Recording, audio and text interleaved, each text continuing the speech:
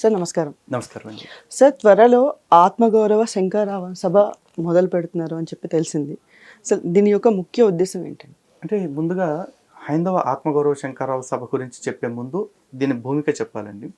Hindu declaration సాధించడం కోసం ఈ హిందూ డిక్లరేషన్ అనే దాని గురించి ప్రతి రాజకీయ పార్టీ కూడా తన మేనిఫెస్టోలో పెట్టాలి అనే దాని గురించి మేము గత 6 నెలలుగా ప్రయత్నాలు చేస్తూ ఉన్నాము. దీనికి వైజాగ్కి సంబంధించిన మా అన్నగారు శ్రీ బుద్ధరాజు శివాజీ గారు, నేను మరియు ఇంకొంతమంది పెద్దలు అందరం కలిసి ప్రయత్నాలు చేస్తున్నాం. ఇప్పటికే అనేక రాజకీయ పార్టీలకు సంబంధించిన వ్యక్తుల్ని కలవటం, వాళ్ళకి మా సైడ్ నుంచి మేము ఇవ్వాల్సిన డెలిగేషన్ ఇవ్వటం అంతా జరిగింది. అయితే ఈ హిందూ డిక్లరేషన్లో ప్రధానంగా మేము 5 పాయింట్లు అనుకుంటున్నామండి. పంచసూత్ర ప్రణాళిక. ఈ పంచసూత్రాలు వచ్చేసి మొట్టమొదటిది హిందువులకి ఒక చట్టబద్ధమైన హిందూ కమిషన్ కావాలని చెప్పేసి, చట్టబద్ధత కలిగిన హిందూ కమిషన్ కావాలి. ఎందుకంటే ఈ రోజున మహిళలకి మహిళా కమిషన్ ఉంది, పిల్లలకి చైల్డ్ వెల్ఫేర్ కమిషన్ ఉంది, అలాగే SC ST commission, minority commission అన్నీ ఉన్నాయి. కానీ హిందువులకి ఈ రోజున ఎటువంటి కమిషన్ కానీ ఎటువంటి వ్యవస్థ కానీ లేదు. చాలామంది అంటారు అదేంటండి దేవాదాయ శాఖ ఉంది, దేవాదాయ శాఖ కమిషనర్ ఉన్నారు, వీళ్ళందరూ ఉన్నారు కదా ప్రిన్సిపల్ సెక్రటరీ.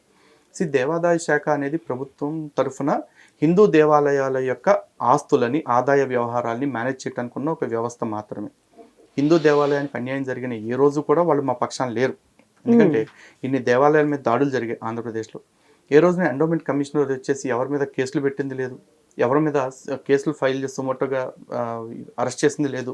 కనీసం మా తరఫున కోర్టుకు వెళ్ళి ఇదిగో ఈ దేవాలయాల మీద దాడులు జరిగాయి, ఎవరు పట్టించుకోవట్లేదు, సిబిఐ ఎంక్వైరీ ఏంటి అని చెప్పేసి ఎండోమెంట్ కమిషనర్ ఎక్కడ అడగల.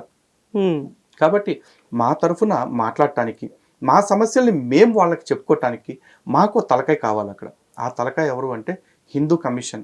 ఆ హిందూ కమిషనర్గా ఎవరు ఉండాలి అనే దానికి కూడా మాకు స్పష్టమైన గైడ్లైన్స్ ఉన్నాయి. వాటిని రాజకీయ పార్టీలకు ఇప్పటికీ అందచేయడం జరిగింది. ఇంకా రెండవది వచ్చేసి హిందూ దేవాలయాల్ని ప్రభుత్వ కబంధ హస్తాల నుంచి విడిచిపెట్టేయాలి. మాకు ఈ దేవాదాయ శాఖ వద్దు, క్విట్ ఎండోమెంట్స్ అనే ఉద్యమం మేము చేస్తూ ఉన్నాము. అయితే ఇక్కడ అదేంటండి చాలా మందికి డౌట్ రావచ్చు, ఇంతకు ముందే కదా మీరు హిందూ కమిషన్ కావాలన్నారు, మళ్ళీ వెంటనే దేవాలయాల్ని ప్రభుత్వం విడిచిపెట్టాలంటున్నారు, దర్ ఇస్ మాక్సిమోరన్ ఏదో ఒక అంటే మీలో మీకే క్లారిటీ లేదా అని చెప్పేసి అంటారు. ఉందండి. హిందూ కమిషన్ ఎప్పటివరకు కావాలంటే ఎప్పటివరకైతే ప్రభుత్వాలు మా దేవాలయాల్ని తమ అధీనంలో కలిగి ఉంటాయో అప్పటి వరకు వాటికి రక్షణ కల్పించడం కోసం ఒక హిందూ కమిషన్ కావాలి. ఆ తర్వాత ప్రభుత్వం నుంచి ఆ కబంధ హస్తాల నుంచి దేవాదాయ శాఖ నుంచి మా దేవాలయాల్ని ఎప్పుడైతే సంపూర్ణంగా విడుదల చేస్తారో అప్పుడు దానికి ప్రత్యామ్నాయంగా మఠాధిపతులు, పీఠాధిపతులతో మేము ఒక వ్యవస్థను ఏర్పాటు చేసుకుంటాం. ఇక్కడ చాలా మందికి వచ్చే డౌట్ ఏంటంటే అరే దేవాలయాల్ని మరి ప్రభుత్వాలు విడిచిపెట్టేస్తే ఎలా మేనేజ్ చేస్తారు, మీలో మీకు బోల్డ్ అన్ని డిఫరెన్సెస్ కదా, బోల్డ్ అన్ని సంప్రదాయాలు కదా అని అడుగుతారు. ఈ రోజు నాకు క్రైస్తవుల విషయం తీసుకుందామండి. క్రైస్తవులకి క్యాథలిక్ చర్చ్కి ప్రొటెస్టెంట్లు పోరు, ప్రొటెస్టెంట్ల చర్చ్కి బాప్టిస్టులు పోరు, బాప్టిస్ట్ చర్చ్కి లూథరన్స్ పోరు, లూథరన్ చర్చ్కి ప్రెస్బిటేరియన్స్ పోరు. అందరికీ డిఫరెన్సెస్. ఇంకా వీళ్ళకి కొన్ని బైబుల్స్ కూడా డిఫరెన్స్ ఉన్నాయి. క్యాథలిక్ బైబుల్ వేరు, ప్రొటెస్టెంట్ బైబుల్ వేరు, బాప్టిస్ట్ బైబుల్ వేరు. ఇన్ని డిఫరెన్సెస్ ఉన్న మీరే క్రిస్టియన్ కమిషన్ ఒకటి పెట్టుకుని minority commission, Christian finance corporation కింద ఉంటున్నారుగా. మీకు ప్రభుత్వాలన్నీ కూడా ఒకే మతం కింద గుర్తింపు చేస్తున్నాయిగా. అలాగే ముస్లిమ్స్కి కూడా చూసుకుంటే సున్నీల మసీదుకి షియాలు పోరు, షియాల మసీదులకి సూఫీలు పోరు, సూఫీల దర్గాలకి మిగతా సామాజిక వర్గాలకు సంబంధించిన ముస్లిమ్స్ పోరు. మరి మీకు ఇన్ని డిఫరెన్సెస్ ఉన్నప్పుడు మీరే కలిసి ఉంటున్నారు. మాకు ఎన్ని కులాలు ఉన్నా సరే ప్రతి కులపోడు ఒకే రామాలయానికి పోతాం, ప్రతి కులపోడు ఒకే రాముడిని ఒకే కృష్ణుని పూజ చేస్తాం, ప్రతి కులపోడు ఒకే భగవద్గీత ఒకే రామాయణం చదువుతున్నాం. మరి మమ్మల్ని కల్పించడానికి మీకు వచ్చిన నొప్పేంటి? ఇన్ని డిఫరెన్సెస్ ఉన్నా వీళ్ళందరూ కూడా ఎవరి చర్చలను వాళ్ళు మేనేజ్ చేసుకుంటున్నారు కదా. మరి మాకున్న సంప్రదాయాలు ఏంటండి? షట్ సంప్రదాయాలు, శైవము, వైష్ణవము, శాక్తేయము, కౌమారము, శౌర్యము, గణపత్యము. మరి మేము మెయింటైన్ చేసుకోలేమా?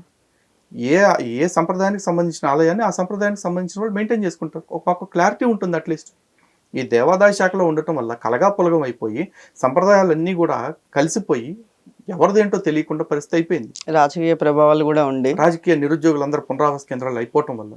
కాబట్టి మా దేవాలయాల ముందు మాకు అప్పచెప్పేస్తే మా ఏడుపు మేము ఏడుస్తాం. ఎందుకంటే చాలామంది ఆలోచిస్తున్నారు అసలు ప్రభుత్వాలు తీసుకోవటానికి ముందు కూడా మన దేవాలయాలు ఉన్నాయి. ఈ ప్రభుత్వాలు వచ్చింది, ఈ దేవాదాయ శాఖ వచ్చింది 60-70 సంవత్సరాల క్రితమే. కానీ మన దేవాలయాలు కొన్ని వేల సంవత్సరాల నుంచి, లక్షల సంవత్సరాల నుంచి ఉన్నాయి. అటువంటి దేవాలయాలు అప్పటి నుంచి ఇప్పటిదాకా కూడా అజరామరంగా నడిచాయి. గజనీ లాంటోడు 17 సార్లు దండయాత్ర చేసి ఒక దేవాలయాన్ని దోచుకున్నాడంటే ఎంత సంపదుట్టి దోచుకుంటాడండి? అంతటి సంపద ఉన్న దేవాలయాలు ఈ రోజున ఏమైపోయినాయి? ఎందుకు ఈ పరిస్థితికి వచ్చినాయి? ఈ ప్రభుత్వాల వల్ల కదా. కాబట్టి ప్రభుత్వాలు ఈ దేవాదాయ శాఖ నుంచి దేవాలయాల్ని తక్షణం విముక్తి చేయాలి. ఇంకా మూడోది వచ్చేసి దేవాదాయ శాఖని, టీటీడీని ఆర్టీఐ పరిధిలోకి తేవాలి. ఈ ఎండోమెంట్లో ఉన్నంత కాలం కూడా ఆర్టీఐ పరిధిలోకి ఎందుకు తేవాలంటున్నామంటే మా దేవాలయానికి ఏదైనా అన్యాయం జరిగితే, మా దేవాలయం నుంచి నిధులు దుర్వినియోగం జరుగుతుంటే ఏం జరిగింది అని అడిగటానికి కూడా మాకు ఒక వ్యవస్థ లేకుండా పోయింది, మాకు దిక్కు లేకుండా పోయింది. కాబట్టి మా దేవాలయాలకి ఫస్ట్ ఆఫ్ ఆల్ మీరు ఒక చట్టబద్ధత కల్పించండి, మా దేవాలయాల్లో ఏం జరుగుతుందో తెలుసుకునే ఒక పారదర్శకతని మాకు క్రియేట్ చేయండి.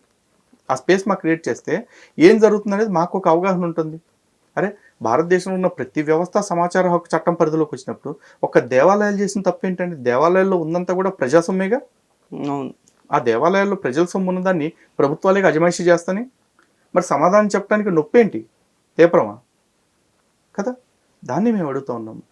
ఇక 4వది, హిందూ దేవాలయాల సొమ్ములు ఏవైతే ఉన్నాయో వాటిని హిందూ ధార్మిక అభివృద్ధికి, హిందూ దేవాలయాల అభివృద్ధికి, అదేవిధంగా వేద పాఠశాలలు, గోరక్షణశాలలు ఏవైతే ఉన్నాయో వాటిని అభివృద్ధి చేయాలి. అలాగే అర్చక పురోహితులు ఎవరైతే ఉన్నారో వాళ్ళకి గౌరవప్రదమైన జీతభత్యాలు ఇవ్వడంతో పాటు పురోహిత బ్రహ్మలకి పెన్షన్ కానుక కూడా పెట్టాలి దేవాలయాల నుంచి.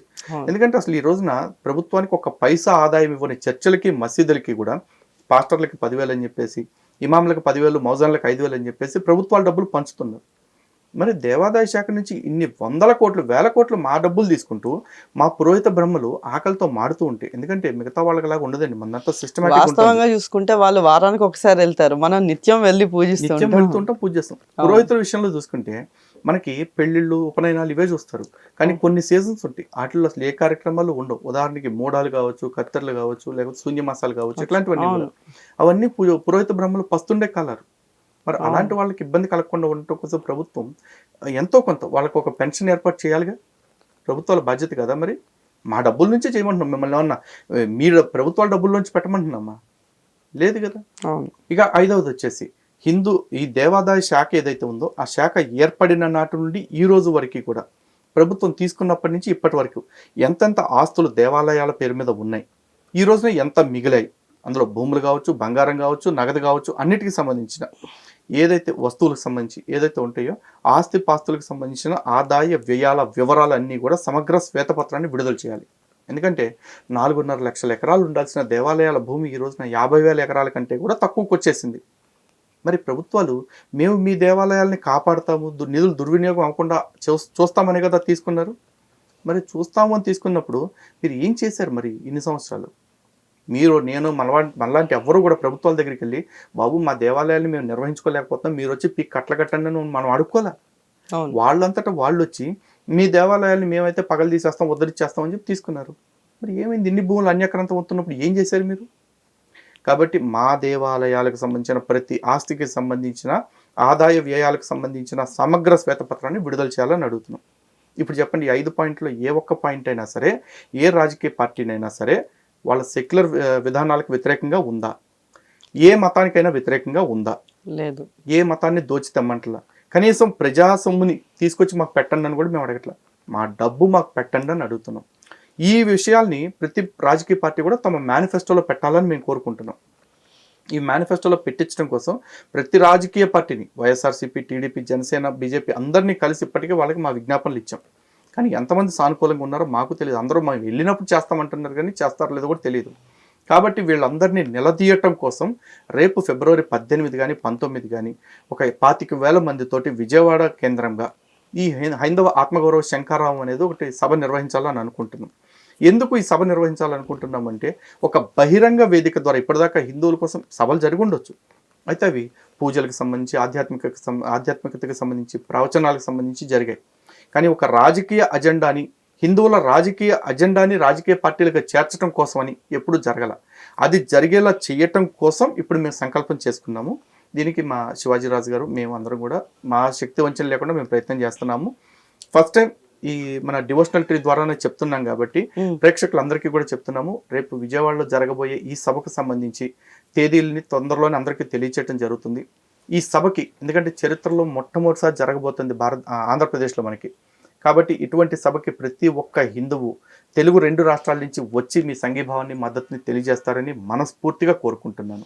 అంటే ఈ డిక్లరేషన్, ఈ సభ నిజంగా ఇది కనుక వర్కౌట్ అయితే హిందువులు నిజంగా ఇంకొంచెం ప్రశాంతంగా, గర్వంగా చెప్పుకోవచ్చు. తప్పకుండా అదే ప్రయత్నం ఉండండి. ధన్యవాదాలు. జై శ్రీరామ్.